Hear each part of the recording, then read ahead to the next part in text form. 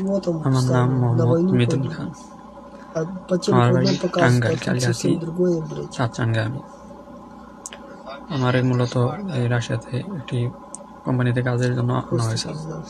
আমি 2024 সালের ডিসেম্বরের মাস 6 তারিখে বই জমা দিয়েছিলাম।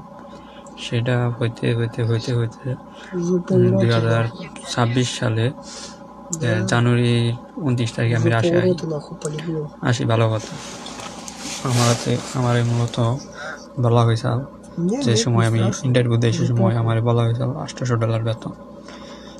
আচ্ছা, $800 বেতন, তারপরে কাজে সবকিছু করার পর টাকা পয়সা জমা দেওয়ার পর 7,30,000 টাকা জমা দেওয়ার পর তারপরে আমারে বলে মানে সেটি সহ সবকিছু কমপ্লিট 4 দিন আগে জানি আমার বেতন $1.9 ঘন্টায়।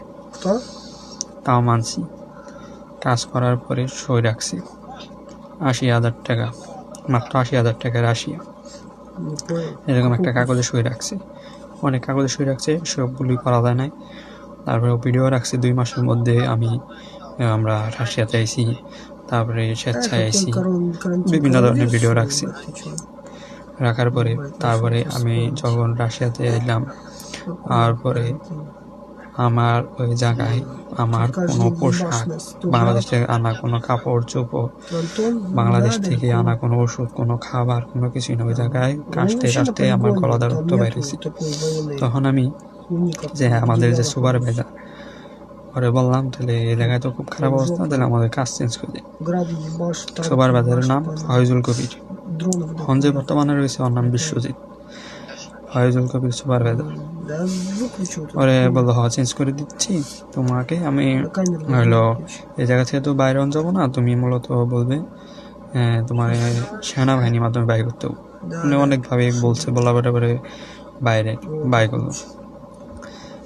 মানে আমি গেলাম সেনাবাহিনীর মাধ্যমে, মানে তুমি এই জায়গা থেকে রিজাইন দিবা, সেনাবাহিনীর $1,00,000 দিতে হবে।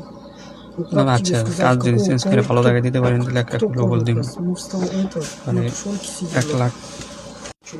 আমিও তার কথা মতো $1,00,000 দিব, রাজি, সবকিছুই রাজি। সেও মানে আমার রিসিভ করার ট্যাক্সি বাড়িয়ে দিল। আমি কোম্পানি থেকে বাইরে গেলাম, আমার সাথে আরো 2 জন আসলে আমার বন্ধু, সবাই মূলত আমাদের বলছে সেনাবাহিনীর মাধ্যমে বাই করে কোম্পানি, অন্য কোম্পানিতে কাজ চেঞ্জ করে দেবো। $1,00,000 চাইছে, সেজন্য আমি বিশ্বাস করছি। বিশ্বাস করার পরে তারপরে মূলত এই জায়গায় বাংলাদেশ এজেন্সি হক আরাফাত, আর 2 জনে দায়ী আছে। হক এজেন্সি, RL নাম্বার 46, ঠিকানা সৈনিক ক্লাব, বনানী সৈনিক ক্লাব 4 তলা, মামা হোটেলের পাশেই। তখন আমি যাওয়ার পরে মানে ও আমার আগেই বলছে, বিশ্বজিৎ বলবো এই জায়গায় রিজাইন দিব না, বা করো না, তুমি এই জায়গায় কোনো কাজ দিবা, কারণ তোমার সুপারভাইজার আমি। আর এর আগেও একবার বলছে যে আরাফাত বলছে, দেখতেছি কাজ চেঞ্জ করে দেওয়া, তুমি তোমার সুপারভাইজারের সাথে যোগাযোগ করো। যোগাযোগ করার পরে ওই ফয়জুল কবির এজেন্সি মিলে আমাকে সেনাবাহিনীতে দিছি। যখন আমি বুঝলাম আমি সেনাবাহিনীতে, তখন আমি বাইরে হওয়ার চেষ্টা করছি। তখন আমার মারছি, মারার পরে তারপরে সই রাখছি। তারপরে বলছে কি, তোমার এই বাই করতেছি, তুমি টাকা দাও। ব্যবহার করতে করতে আজকে আমি অনলাইনে, আমার সাথে 34 জন আছে, মাত্র 13 জন জীবিত আছে, আর সব মারা গেছে। একজন বাঙালি কোনো খোঁজ পাওয়া যায় না।